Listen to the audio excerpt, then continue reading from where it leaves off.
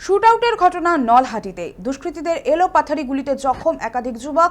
জানা গিয়েছে নলহাটির হরিদাসপুর এলাকায় একটি বাসের মাচার কাছে দাঁড়িয়েছিলেন বিকি শেখ, হাবিবুল শেখ ও জনি শেখ। অভিযোগ, সেই সময় তিনটি মোটরসাইকেলে করে মুখে কাপড় বাঁধা কয়েকজন দুষ্কৃতী সেখানে এসে আচমকাই তাদের লক্ষ্য করে পরপর গুলি চালায়।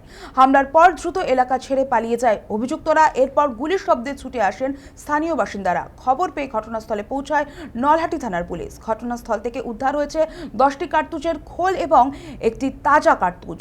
গুরুতর আহত অবস্থায় তিনজনকে উদ্ধার করে প্রথমে নলহাটি প্রাথমিক স্বাস্থ্য কেন্দ্রে নিয়ে যাওয়া হয়। পরে বিকি শেখ ও জনি শেখকে দুর্গাপুরের একটি বেসরকারি হাসপাতালে এবং হাবিবুল শেখকে রামপুরহাট গভর্নমেন্ট মেডিকেল কলেজ ও হাসপাতালে ভর্তি করা হয়।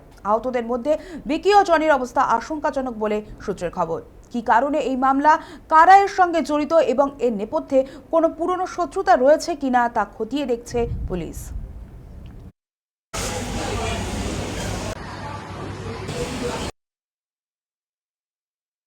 চারজন হলো, তার ফায়ার করতে লাগলো হঠাৎ। আর দুজন যখন দাঁড়িয়েছিল ওদের সাথে কথা বলছিলাম, হেলমেট পরেছিল, মাস্ক ছিল পরে। তিনজনকে লেগেছে।